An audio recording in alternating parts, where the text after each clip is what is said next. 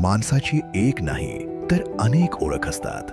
एक स्वतःची ओळख, एक कुटुंबाची, एक समाजाची आणि एक त्याहूनही मोठी. ज्या प्रवासातून तुम्ही येता, ज्या तत्वज्ञानातून तुम्ही येता आणि ज्या संस्कृतीतून तुम्ही येता, जरा विचार करा. जर तुमचे नावही राहिले, घरही राहिले, समाजही राहिला, पण तुमची मोठी ओळख सरकारी रेकॉर्डमध्ये पुसट झाली तर काय उरेल? म्हणजे जमिनीवर तर तुम्ही आहात, पण कागदपत्रांवरून गायब. जर तुम्ही याला केवळ भावनिक आवाहन मानत असाल तर चला याचे वास्तव तपासून पाहूया. राजस्थान, जे 14% जैनांचे घर आहे, पण इथे 2001च्या तुलनेत 2011 28,000 जैन कमी नोंदवले गेले. जैन बालेकिल्ला म्हटल्या जाणाऱ्या केवळ एका राज्याची ही अवस्था नाही. मध्य प्रदेशचा वाढीचा दर राष्ट्रीय वाढीच्या दरापेक्षा 25% कमी आहे आणि उत्तर प्रदेशचा 44% कमी. त्यामुळे या पद्धतीवर प्रश्न तर निर्माण होतोच. आणि गोष्ट फक्त राष्ट्रीय वाढीची नाही. 2011च्या जनगणनेत 650 जिल्ह्यांपैकी 286 जिल्ह्यांमध्ये जैन लोकसंख्या 500 पेक्षाही कमी नोंदवली गेली आहे आणि सुमारे 4200 तहसीलांमध्ये हा आकडा 100 पेक्षा कमी आहे. आता तुम्हीच विचार करा, जमिनीवरील वास्तव खरोखर असेच आहे का? जिथे आपली शेकडो तीर्थक्षेत्रे आहेत, हजारो मंदिरे आहेत, व्यापारी कुटुंबे आहेत आणि समाज देशाच्या कानाकोपऱ्यात वसलेला आहे, तिथे रेकॉर्डमध्ये आपली संख्या इतकी कमी कशी? आणि जेव्हा आकडेवारी दाखवते की 1961, 71 आणि 81 मध्ये वाढ 20% पेक्षा जास्त होती, पण 1991 मध्ये ती अचानक 5% राहिली. मग 2001 मध्ये उसळी आली आणि 2011 मध्ये ती जवळपास 5% वर आली. तर प्रश्न लोकसंख्येवर नाही तर मोजणीवर उपस्थित होतो. आपण अनेकदा गृहीत धरतो की सरकारी मोजणी आहे तर ती बरोबरच असेल, पण सत्य हे आहे की सरकारी प्रक्रिया देखील एक मानवी प्रक्रिया आहे. प्रत्येक मानवी प्रक्रियेत चूक होण्याची शक्यता असते. कधी आपला निष्काळजीपणा, कधी अधिकाऱ्याची चूक, तर कधी जागरूकतेचा अभाव. यामुळे मोजणीत चूक होते. ISJ सारख्या स्वतंत्र संस्थांचे संशोधन सांगते की 2011च्या जनगणनेत जैन लोकसंख्या 60 ते 90% कमी नोंदवली गेली. अनेक राज्यांमध्ये हा फरक 2 ते 3 पटीने जास्त असू शकतो. याचे एक मोठे व्यावहारिक कारण समजून घ्या. आपले हजाराहून अधिक आडनाव आहेत आणि त्यापैकी अनेक आडनावांवरून धर्म समजत नाही. जुन्या प्रक्रियेत अनेकदा अधिकारी घरातून फक्त मुख्य उत्तरे रजिस्टरमध्ये लिहून घ्यायचा आणि फॉर्म नंतर भरायचा. आडनावावरून धर्म स्पष्ट समजला नाही आणि त्याने दुसऱ्या कुठल्या तरी धर्मात नोंद करून टाकली. पण याचा अर्थ असा नाही की आपल्याला आपले आडनाव बदलायचे आहे. आपल्याला फक्त जनगणनेची प्रक्रिया समजून आपली ओळख अचूक नोंदवायची आहे. आपण दिगंबर असू, श्वेतांबर असू, तेरापंथी, तारणपंथी, सोनगढी, स्थानकवासी, श्रीमद राजचंद्र किंवा इतर कोणत्याही परंपरेशी जोडलेले असू, आपल्या साधनेचे मार्ग भलेही वेगळे दिसोत, पण आपली मूळ मूल्ये एकच आहेत. अहिंसा, अनेकांत आणि अपरिग्रह. जसे देशात कुणी पंजाबी आहे, कुणी राजस्थानी तर कुणी तमिळ. भाषा, प्रदेश आणि परंपरा वेगवेगळ्या आहेत, पण पासपोर्टवर सर्वांची एकच ओळख आहे, भारतीय. आणि हीच स्पष्टता इथेही आवश्यक आहे. अनेकदा लोक म्हणतात, काय फरक पडतो? आपण सर्व एकाच परंपरेचा तर भाग आहोत, फक्त मार्ग वेगळा आहे. पण गोष्ट फक्त मार्गाची नाही तर ओळखीची सुद्धा आहे. जैन पूजा पद्धतीतील विविधता नाही, तर ती एक स्वतंत्र आणि प्राचीन दार्शनिक परंपरा आहे. याचा आधार कोणत्याही ईश्वराची सत्ता नाही, तर आत्मा आणि कर्माचा सिद्धांत आहे. आपले तीर्थंकर, आपली गुरु परंपरा, आपले व्रत, तप, साधना हा एक परिपूर्ण जीवन दृष्टिकोन आहे. विष्णू पुराण साक्षीदार आहे की आपल्या देशाचे नाव तीर्थंकर ऋषभदेव यांचे पुत्र चक्रवर्ती सम्राट भरत यांच्या नावारून पडले. या पावन भूमीच्या परंपरेत अखंड परंपरा.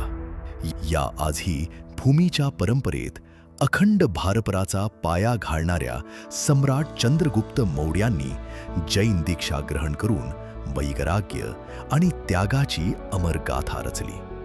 आजही उदयगिरी खंडगिरीच्या त्या प्राचीन गुहा, ग्वाल्हेरच्या त्या अढळ प्रतिमा, रणकपूरचे ते अनुपम मंदिर आपल्या खोल मुळांची आणि जिवंत परंपरेची गाथा गात आहेत.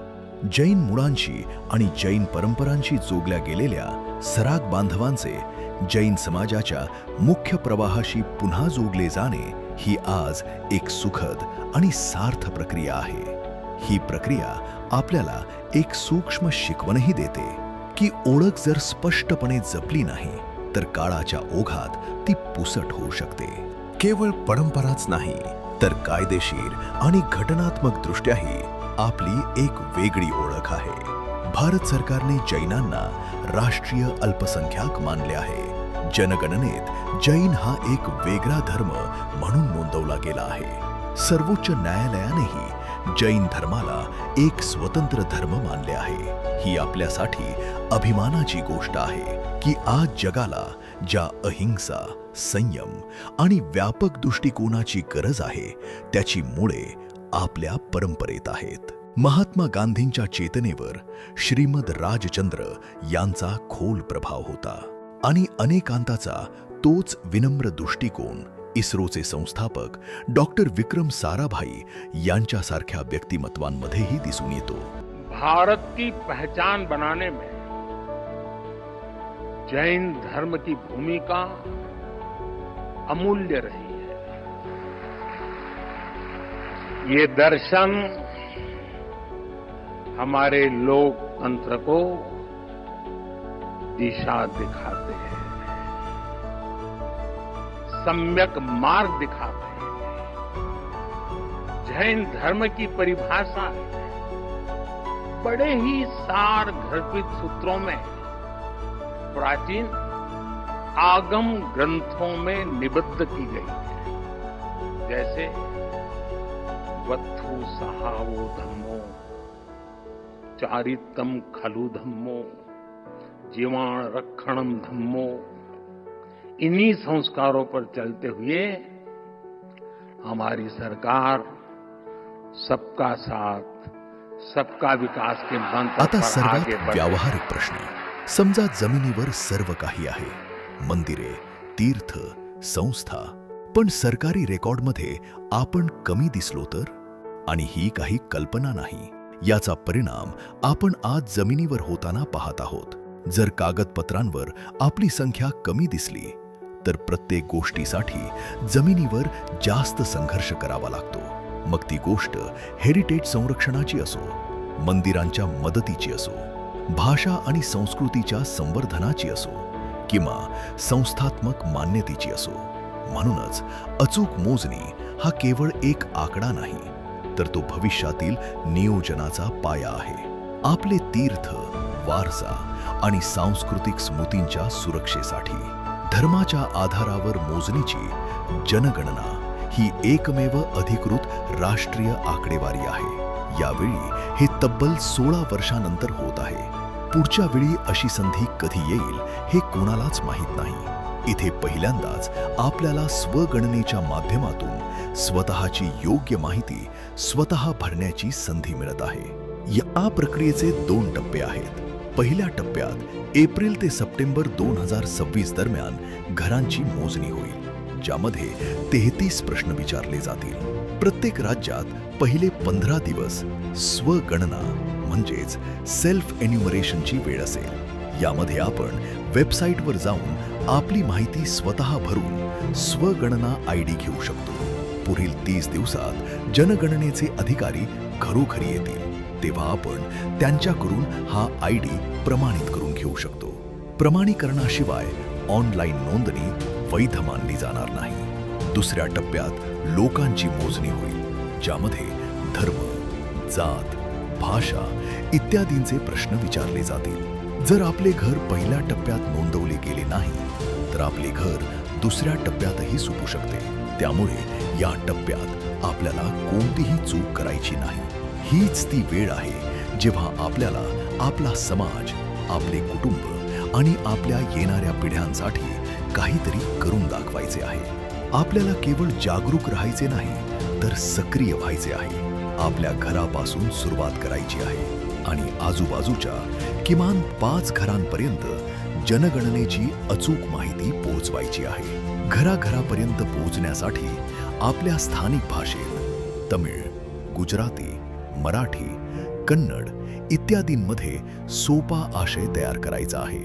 आपल्याला संस्थांच्या माध्यमातून पत्रव्यवहार करून आपले म्हणणे औपचारिकरित्या जनगणना कार्यालयात मांडायचे आहे.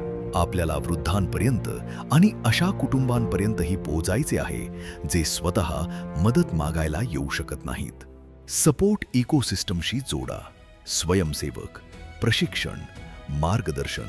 अधिक माहितीसाठी दिलेल्या नंबरवर मिस्ड कॉल द्या किंवा व्हॉट्सॲप करा. आणि यात तुम्ही एकटे नाही आहात. Let every Jain count. ही कोणतीही संस्था नाही तर हा एक कम्युनिटी ड्रिव्हन उपक्रम आहे. समाजातील लोकांनी, तुमच्यासारख्या लोकांनी मिळून हा उभा केला आहे. तुम्हाला डेटा हवा आहे? मिळेल. टूल्स हवे आहेत? मिळतील. प्रशिक्षण हवे आहे? मिळेल. रेडीमेड क्रिएटिव्हज हवे आहेत? तेही मिळतील. कोणाला जनगणनेची प्रक्रिया समजून घ्यायची असेल, फॉर्म भरण्यात मदत हवी असेल तर फक्त एक मिस्ड कॉल पुरेसा आहे. मंदिर आणि पंचकल्याणक तर एक पिढी उभारू शकते. पण परंपरा जपणे सोपे नसते. त्यासाठी पिढ्या लागतात. यावेळी प्रश्न फक्त हा नाही की तुम्ही जैन आहात. प्रश्न हा आहे की तुमच्यामुळे किती जैन योग्य प्रकारे मोजले. सही पहचान, सही पहचान. जैनम जयति शासनम, जैनम जयति शासनम. महावीर का मान, महावीर का मान. सही पहचान. जैनम जयति शासनम. महावीर का मान, सही पहचान. जैनम जयति शासन.